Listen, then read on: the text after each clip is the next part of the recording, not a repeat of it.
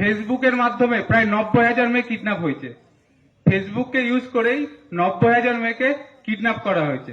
তো যেসব মেয়ে বা ছেলেরা আছে তাদেরকে বলবো, বাইরে থেকে কোনো অজানা কেউ যদি ফ্রেন্ড রিকোয়েস্ট পাঠায়, কেউ কোনো রকম ভাবে সেটাকে একসেপ্ট করবে না।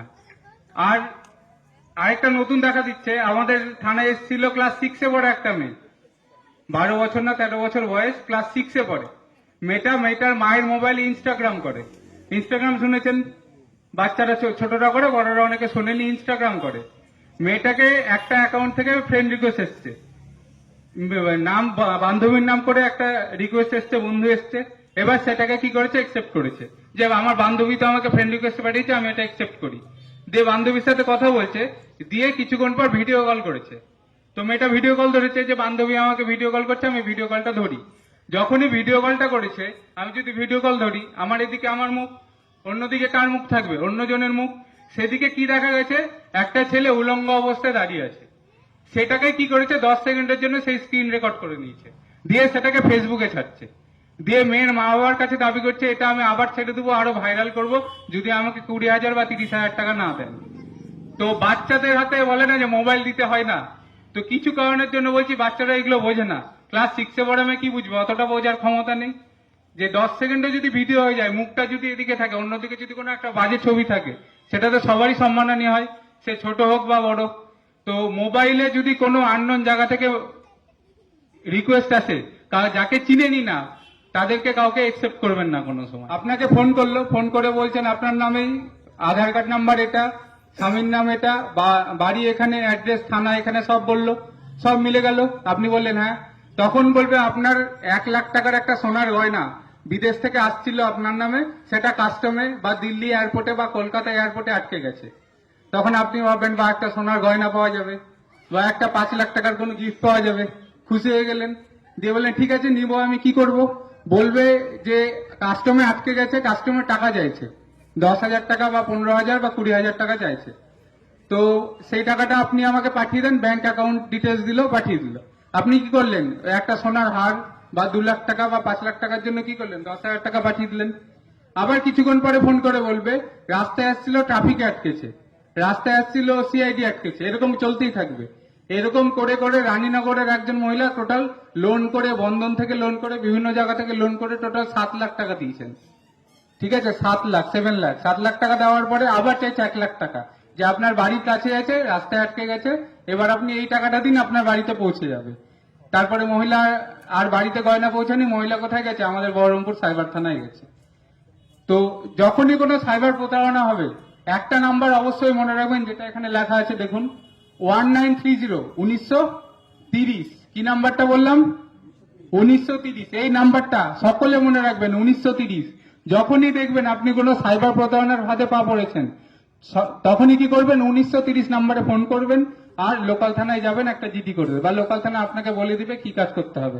কারণ এখান থেকে বহরমপুর সাইবার ক্রাইম থানা অনেকটা দূর, 1.5 ঘন্টা 2 ঘন্টা লেগে যায়। তো যে তার আগে যদি কমপ্লেনটা করে নেন, যদি আপনার সাইবার ফ্রড হয়, 1,000 টাকা, 2,000 টাকা, 50,000 বা 1 লাখ টাকা চলে গেছে, আপনি সঙ্গে সঙ্গে কি করবেন, 1930-এ ফোন করবেন, না লোকাল থানায় যোগাযোগ করবেন।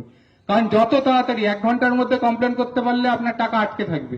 যদি 2 ঘন্টা, 3 ঘন্টা, 4 ঘন্টা হয়, টাকা কিন্তু বেরিয়ে যাবে। সেই জন্য বলছি, সাইবার থানা যাওয়ার আগে একবার লোকাল থানায় যোগাযোগ করবেন, আর 1930-এ একটা ফোন করবেন। তাহলে যতটা সম্ভব 1 ঘন্টা, আধা ঘন্টার মধ্যে কমপ্লেন করতে পারলে টাকাটা কি হবে, আটকে যাবে। আরেকটা নতুন টপিক এখন খুব চলছে, গোটা ইন্ডিয়া জুড়ে চলছে, ফোনে কথা বলতে গেলেও দেখবেন ফোনে কিছুক্ষণ ধরে বলছে, সেটা কি ডিজিটাল অ্যারেস্ট। নাম শুনেছেন? এবার ডিজিটাল অ্যারেস্ট এটা মেনলি হচ্ছে কোথায়, মেন টাউনে যেখানে ওই কোটিপতি, প্রচুর পয়সাওয়ালা বিজনেসম্যান বড় বড় হচ্ছে, তাদেরকে এটা হচ্ছে।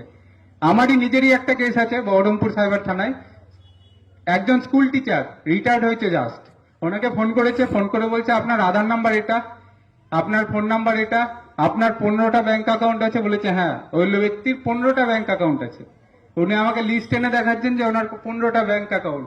আমি লোককে জিজ্ঞেস করছি এত ব্যাংক অ্যাকাউন্ট কি কারণে। এবার ফোন করে বলছেন আমি দিল্লি সাইবার ক্রাইম থেকে বলছি, আপনার যে 15টা অ্যাকাউন্ট আছে এগুলো তো সব ব্ল্যাক মানি আছে। 15টা অ্যাকাউন্টে প্রায় 1.5 কোটি টাকা ছিল ওই লোকের। ঠিক আছে, এবার বলছে আপনার এগুলো ব্ল্যাক মানি। বলছে না, আমি সব ইনকাম করেছি, রিটায়ারমেন্টের পরেই টাকাগুলো পেয়েছি। তো বলছে ঠিক আছে, আপনি এই টাকাগুলো আমাদেরকে পাঠিয়ে দেন, আমরা তাহলে কিছুক্ষণ পরে আপনার কেসটা সব মিটিয়ে দিচ্ছি, টাকা নিয়ে দিয়ে আপনাকে পুরো টাকাটা ফেরত দিয়ে দিচ্ছি। এবার এই যে কথাবার্তাগুলো চলছে এগুলো সব হবে ভিডিও কলে, আপনার সামনে ধরে রাখবে, ইউনিফর্ম পরে থাকবে, আমার বা স্যারদের মতো যা ইউনিফর্ম দেখতে পাচ্ছেন সেম ইউনিফর্ম পরে থাকবে। পুলিশ কখনো আপনাদেরকে কাউকে ভিডিও কল করেছে থানা থেকে যে আপনি একটু থানায় দেখা করে যান, বা আপনাকে এটা অ্যারেস্ট ওয়ারেন্ট পাঠানো হচ্ছে, কোনো সময় ভিডিও কল করেছে? কোনোদিনও করেনি। কারো এসছে কি এখানে ভিডিও কল থানা থেকে? কোনোদিনও আসেনি। তাহলে দিল্লির সাইবার থানা বা কলকাতার সাইবার থানা বা অন্য কোনো ডিপার্টমেন্টের টাইম থাকবে না আপনাকে ফোন করার ভিডিও কল করে। কিন্তু এই ক্ষেত্রে কি করবে, আপনাদেরকে ভিডিও কল করবে। ভিডিও কলে আপনাকে সবসময় রাখবে, ভিডিও কল কাটতে দিবে না। ওই যে কথা বললাম স্কুল মাস্টার মশাই রিটায়ার্ড আর তার ওয়াইফ দুজনকে প্রায় 4 দিন ধরে ভিডিও কলের মাধ্যমে অ্যারেস্ট ছিল। তারা যখন ঘুমাতেও গেছিল ওদের সামনে মোবাইলটা চার্জে দিয়ে দাঁড় করানো ছিল, যে ওরা ঘুমাচ্ছে সেটাও দেখবেন। ওই মহিলাও সরকারি একজন কর্মচারী, মহিলা যখন অফিসে গেছিল ব্যাগের মধ্যে পার্সের ভিতরে মোবাইল সেটা চলছিল, মোবাইল কোনো সময় কাটতে দিত না তাদেরকে। দিয়ে এইভাবে অ্যারেস্ট করার 4 দিনের মাথায় প্রথমে 24 লাখ, তারপর 44 লাখ, তারপরে 26 লাখ টাকা দিয়েছে। টোটাল 90 লাখ টাকা দেওয়ার পরেও ভিডিও কলে কথা বলছে। দিয়ে সেই মুহূর্তে আমাদের সাইবার থানায় দৌড়ে এসছে, দিয়ে আমাকে বলছে স্যার এই যে পুলিশ থেকে থানা থেকে ফোন করছে। আমি দেখছি হ্যাঁ ইউনিফর্ম পরে একজন আছে, সঙ্গে সঙ্গে সেটা কেটে দিয়েছি, তারপরে সেটা কেস হয়েছে। এবার যে আমরা যে 1930-এ ফোন করেছি, কিন্তু তিনি 2 দিন পরে এসছে, টোটাল 90 লাখ টাকা দেওয়া কমপ্লিট, তার 2 দিন পরে আমাদের কাছে এসছে, আমাদের কাছে আর কিছু করার নেই। এবার সেটা কেস তদন্ত চলছে, তারপর সেটা টাইমের সাথে কি হবে সেটা দেখা যাবে। তো এই গ্রামের দিকে এটা কম হয়, এটা মেনলি বড় বড় শহরে। দিল্লিতে সবচেয়ে বড় হলো, দিল্লিতে একজন 1.5 কোটি টাকা দিয়েছে, ডিজিটাল অ্যারেস্টের শিকার হয়ে 1.5 কোটি টাকা দিয়েছে। এটা গ্রামের দিকে কম, শহরের দিকে বেশি।